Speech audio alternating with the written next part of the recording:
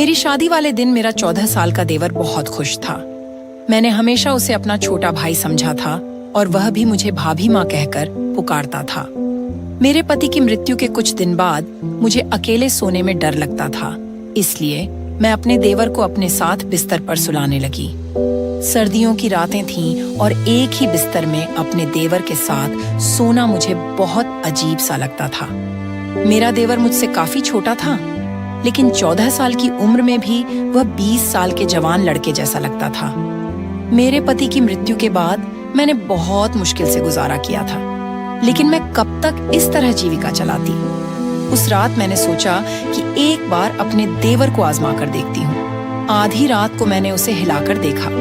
वह गहरी नींद में था, लेकिन जैसे ही मैंने उसे छुआ, मेरी आंखें हैरत से फटी की फटी रह गईं। मेरे पति की मृत्यु को अब भी 2 दिन ही हुए थे। मेरे घर में मेरे सास ससुर और नंदें भी नहीं थीं। मेरे पति का इस दुनिया में अपने छोटे भाई के अलावा और कोई नहीं था। रोहन की उम्र 14 साल थी। वह मुझसे छोटा था। मैंने उसे कभी छोटे भाई से ज्यादा कुछ नहीं समझा।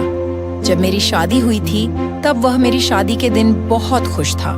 वह कहता था कि उसे नई माँ मिल गई है, लेकिन मेरी माँ मुझे हमेशा समझाती थी, बेटी, तुम्हारा देवर तुम्हारा बेटा नहीं है, इससे दूरी बनाए रखना। थोड़े समय बाद वह बड़ा हो जाएगा, फिर तुम्हें उससे पर्दा करना होगा। इसलिए अभी से उसे आदत डालो कि वह तुम्हारे कमरे में बिना अनुमति ना आए।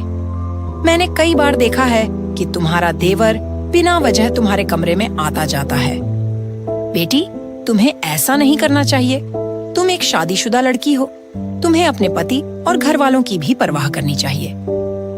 मैं अपनी माँ की बात सुनती तो मुझे लगता कि वह रोहन के बारे में गलत सोचती हैं। इसलिए मैं उनकी बातों पर नाराज हो जाती थी। लेकिन जब मैं बेसहारा हो गई, मेरे पति इस दुनिया से चले गए, तो मेरी आंखों से आंसू बह रहे थे। मैं सोच भी नहीं सकती थी कि वह मुझे अपने 14 साल के भाई के साथ छोड़कर चले जाएंगे। मेरी जिंदगी मुश्किल में पड़ गई थी। रो रो कर मेरा बुरा हाल था। रात के 12 बजे गए थे। मेरा देवर रोहन अभी तक घर नहीं आया था। शायद वह अपने भाई के रिश्तेदारों के साथ व्यस्त था। मेरा दिल इस बात से संतुष्ट था कि अगर वह घर नहीं आता तो यह अच्छी बात है, क्योंकि अगर वह घर आ जाता तो मुझे असहज महसूस होता। मुझे बार बार अपनी माँ की बातें याद आ रही थीं। तभी इस बड़े घर के दरवाजे पर दस्तक हुई। मेरा दिल उछल कर गले में आ गया। मैंने सोचा, पता नहीं कौन होगा, लेकिन बाहर से रोहन की आवाज आई, भाभी, दरवाजा खोलो, मैं हूँ। मैंने डरते डरते दरवाजा खोला। आज ये घर मुझे जंगल जैसा लग रहा था। रोहन मुझे एक छोटा सा भेड़िया लग रहा था। पता नहीं क्यों मैं उसके बारे में इतना बुरा सोचने लगी थी। भाभी, आपने खाना खाया? उसने मासूमियत से पूछा। उसकी नजरें झुकी हुई थीं और उसके हाथ में एक थैली थी। थैली में चावल थे जो होटल से लाए हुए लग रहे थे। उसने एक प्लेट में चावल डाले और मेरे सामने रख दिए।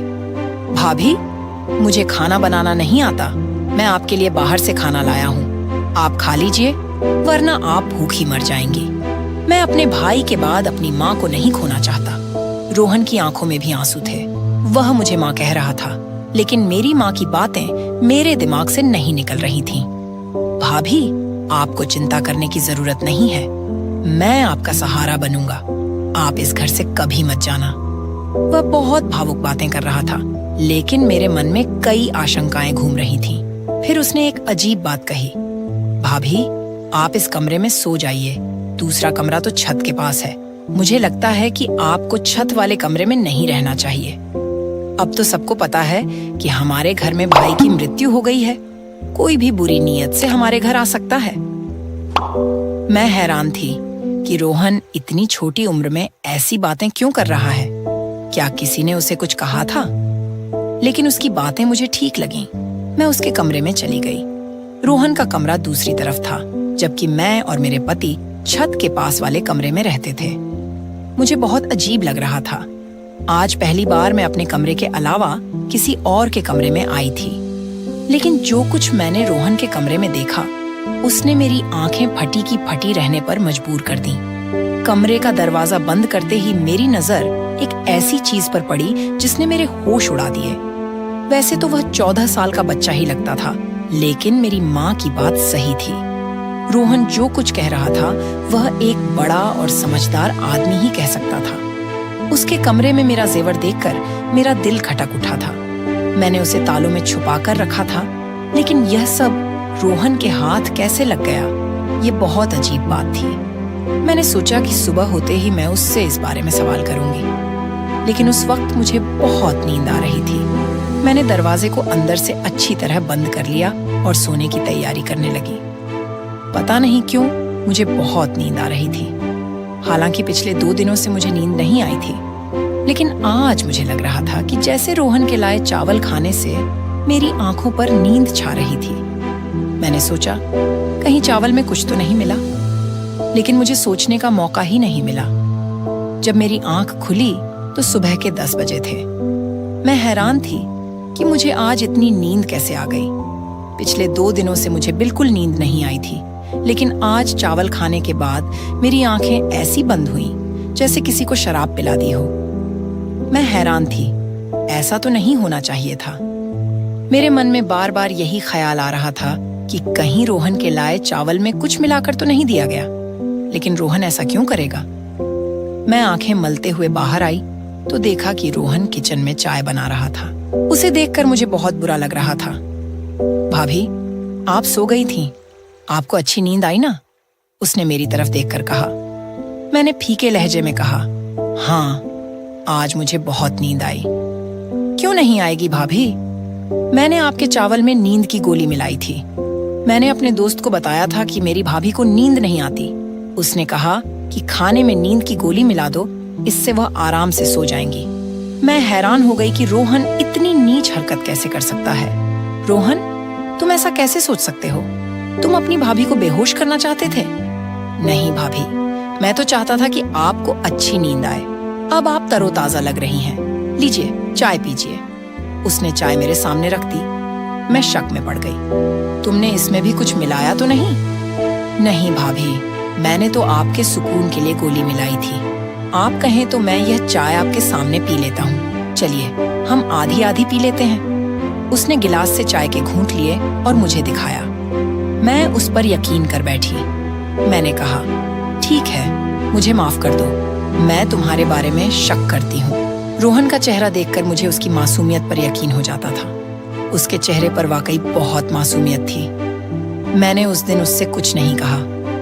मैं जानना चाहती थी कि वह आगे क्या कहेगा, क्योंकि जो कुछ मैंने उसके कमरे में देखा था उसकी कोई माफी नहीं थी। थोड़ी देर बाद उसने खुद ही बात शुरू की। भाभी, मैं आपके जेवर बेचना चाहता हूँ। मेरा एक बहुत ईमानदार अंकल है। वह जेवर बेचकर हमें बहुत पैसे देंगे। हम उन पैसों से एक मकान खरीद लेंगे। इस किराए के मकान में हम कब तक रहेंगे? मकान मालिक परसों किराया लेने आ जाएगा। हमारे पास तो पैसे भी नहीं हैं। रोहन की बात सुनकर मैं हैरान रह गई। मैंने अभी तक ऐसा सोचा भी नहीं था। वह ऐसा कैसे सोच सकता था? मैंने कहा, रोहन, तुम्हें यह ख्याल कैसे आया कि हम नया घर खरीदें? भाभी, मुझे आगे शादी भी करनी है। हमें सारी जिंदगी एक साथ रहना है। हमारे पास अपना घर होना चाहिए। किराए के घर में इंसान सिर्फ जलील होता है। रोहन की बात ठीक थी, इसलिए मैंने जेवर के बारे में कुछ नहीं कहा। लेकिन मुझे डर था कि अगर जेवर बेचकर पैसे नहीं आए तो क्या होगा। मैं एक बेवा औरत थी और मेरा देवर 14 साल का था। ऐसे में कोई भी हमें आसानी से धोखा दे सकता था। मैंने सोचा कि इस बारे में अपने मायके वालों से सलाह लूं। मैंने उनसे कहा कि मैं जेवर बेचकर घर खरीदना चाहती हूँ, लेकिन उन्होंने कहा, घर खरीदने की जरूरत नहीं है। तुम अब बेवा हो चुकी हो, तुम्हें हमारे घर आना होगा। मैं उनके घर नहीं जा सकती थी। मैं जानती थी कि मेरे भाई अपनी पत्नियों के गुलाम हैं। वे अपनी बेवा बहन को कभी सहारा नहीं देंगे। जिंदगी भर उनके सहारे नहीं रहा जा सकता। यह अच्छा मौका था। मैं अपने जेवर बेचकर घर खरीद सकती थी। मेरे पति ने मेरे लिए बहुत सारा जेवर बनवाया था, लेकिन अपने भाइयों की नीयत देखकर मैंने जेवर बेचने का इरादा कर लिया। मैंने रोहन से कहा, तुम चाहो तो जेवर बेच दो। मैं अपने मायके वालों के रवैये से निराश हो चुकी थी। रोहन ने अपने उस अंकल को जेवर दे दिए। 2 दिन बाद उन्होंने हमें एक बहुत अच्छी जगह पर घर की चाबी और कागजात दे दिए। मैं इस पूरे प्रकरण पर हैरान थी। 2 दिन में इतनी जल्दी घर कैसे मिल सकता है? लोगों को घर के लिए इतना काम करना पड़ता है, कागजात, इंतकाल और बहुत कुछ। लेकिन जब रोहन ने कागजात मेरे हाथ में दिए तो मैं हैरान रह गई। वह 14 साल का था, लेकिन उसकी सोच बड़ों जैसी थी। फिर उसने एक अजीब बात कही, भाभी हम घर साफ कर लेंगे, फिर आपसे जरूरी बात करनी है। उसकी आंखों में एक अजीब सी बेचैनी थी, जिसे देखकर मैं समझ नहीं पा रही थी कि वह मुझसे क्या कहना चाहता है। उस वक्त मैं जल्दी में थी। हमने घर में सारा सामान रख दिया था। अब हमें खाने पीने और राशन की चिंता थी। मैंने तो कभी नौकरी भी नहीं की थी। फिर रोहन यह क्यों कह रहा था कि उसे मुझसे जरूरी बात करनी है? मेरे मन में कई सवाल थे, लेकिन मैं चुप रहना चाहती थी। शाम को मैंने सारा सामान अपनी जगह पर रख दिया। वैसे भी हमारा सामान ज्यादा नहीं था। मैंने अच्छा खाना बनाया, बिल्कुल वैसा जैसा मैं अपने पति के लिए बनाया करती थी। मैं रोहन का इंतजार कर रही थी, क्योंकि वह इस घर का हिस्सा था। मैं नहीं चाहती थी कि वह बाहर जाकर गंदा खाना खाए। मैंने उसके लिए बहुत मेहनत से खाना बनाया था, लेकिन उस दिन वह घर नहीं आया। मुझे बहुत अजीब लगा। उसे इस वक्त घर होना चाहिए था। रात के 10 बज गए थे। मेरे पति की मृत्यु से पहले वह शाम 5 बजे तक घर आ जाता था और फिर बाहर नहीं निकलता था। मुझे डर लग रहा था। मैं उसका इंतजार करने लगी। रात के 12 बजे उसने दरवाजे पर दस्तक दी। मैंने गुस्से से दरवाजा खोला और उस पर बरस पड़ी। कहाँ चले गए थे रोहन? तुम्हें शर्म नहीं आती? मैं तुम्हारी बेवा भाभी तुम्हारा इंतजार कर रही थी। मैंने तुम्हारे लिए खाना बनाया और तुम हो कि अपने भाई के जाते ही आवारा हो गए। आखिर ऐसी कौन सी बात है जो तुम घर में नहीं कर सकते? तुम्हें बाहर जाना पड़ता है। अपने दोस्त को यहीं बुला लिया करो। भाभी मैं ऐसा नहीं कर सकता। उसने गुस्से से मुझे देखा, जिससे मैं डर गई। लेकिन वह तो एक बच्चा था। मैंने सोचा कि मैं उसे डरा सकती हूँ। मैं यही सोचकर बात कर रही थी कि वह मुझ पर चिल्ला उठा, भाभी बस करो, मुझे अब आपकी कोई बात नहीं सुननी। जो खाना आपने बनाया उसे आप खुद खा लो। यह कहकर वह अपने कमरे की ओर चला गया। उस वक्त वह किसी 40 साल के मर्द की तरह गुस्सा कर रहा था। मुझे बहुत अफसोस हुआ। वह गुस्से में था। जरूर कोई बात थी। मैंने उसके कमरे में जाकर दस्तक दी। उसने दरवाजा खोला और अजीब नजरों से देखकर बोला, भाभी एक बात कहूं, आप मुझसे शादी कर लो, वरना आप काफिर हो जाएंगी। उसकी बात सुनकर मेरी आंखें फटी की फटी रह गईं। तुम ऐसा कैसे सोच सकते हो कि मैं तुमसे शादी करूंगी? तुम्हारा माँ वाला प्यार कहाँ गया? तुम मुझे सुबह शाम माँ कहते थे। अब क्या हो गया? किसने तुम्हारा दिमाग खराब कर दिया? इतनी नीच बात तुमने कैसे सोची और फिर मुंह से कैसे निकाली? मैं गुस्से से आग बबूला हो रही थी। वह बिना किसी शर्म के मेरे सामने हाथ बांधे खड़ा था और मुझे टकटकी भरी नजरों से देख रहा था। मुझे उसकी नजरों से डर लगने लगा। मैं बोलते बोलते चुप हो गई और अपने कमरे में आकर बैठ गई। मैंने कमरे का दरवाजा अच्छी तरह बंद कर लिया। मेरा दिल जोर जोर से धड़क रहा था। मैं सोच भी नहीं सकती थी कि रोहन ऐसा निकलेगा। मैंने उसे हमेशा अपने बच्चे की तरह समझा था। मेरी कोई संतान नहीं थी, लेकिन मेरे पति ने कहा था कि रोहन को अपनी संतान की तरह पालना। रोहन की बातों से मुझे बहुत तकलीफ हुई। मैंने सोच लिया कि आज के बाद मैं उससे कोई बात नहीं करूंगी। यह घर मेरे नाम था। मैं अकेली भी रह सकती थी। अगर रोहन ने फिर ऐसी हरकत की तो मैं उसे घर से निकाल दूंगी। यह घर मेरे पति के पैसों का था और मेरे नाम पर था। रोहन को इसमें रहने का कोई हक नहीं था, अगर वह अपनी भाभी को इज्जत नहीं दे सकता। मेरी खामोशी अब गुस्से में बदल गई थी। सुबह मैंने रोहन के कमरे का दरवाजा जोर जोर से पीटना शुरू किया। फिर मुझे एहसास हुआ कि उसका कमरा अंदर से बंद नहीं था। मैंने दरवाजा खोला तो कमरा खाली था। रोहन कहाँ गया? मेरा दिल गुस्से से पागल हो रहा था। मैंने बाहर के दरवाजे की ओर देखा तो वह बाहर से बंद था। इसका मतलब रोहन मुझे घर में कैद करके चला गया था। मुझे उससे नफरत होने लगी। इतनी छोटी उम्र में ऐसी हरकतें। मैंने अपने मायके जाने का फैसला कर लिया, लेकिन फिर याद आया कि मैं इद्दत में हूँ। बार बार घर से निकलना ठीक नहीं। मैं बेबस होकर बैठ गई। मेरे पति की मृत्यु को 1 महीना हो चुका था। इस 1 महीने में रोहन कितना बदल गया था। मैं सोच रही थी कि अगर भगवान ने मुझे संतान दी होती तो मैं रोहन के सहारे न होती। मैं अपनी संतान के सहारे जी लेती। लेकिन अब मैं उसे क्या कहूँ? मेरा तो उससे कोई रिश्ता भी नहीं था। जिस शख्स की वजह से रिश्ता था वह इस दुनिया से चला गया। मैंने सोच लिया कि रोहन आएगा तो मैं उससे साफ साफ कहूंगी कि वह इस घर में नहीं रह सकता। शाम को, अब भी रात शुरू भी नहीं हुई थी, कि मेरे घर के दरवाजे पर जोर जोर से दस्तक होने लगी। मैंने सोचा कि शायद रोहन होगा, लेकिन जब मैंने दरवाजा खोला तो सामने 3-4 आदमी खड़े थे। वे गुस्से में लग रहे थे। उनके चेहरों पर दाढ़ियां थीं, जैसे वे धर्म के ठेकेदार हों। उन्होंने कहा, बीबी, तुम यहाँ अकेले रहती हो?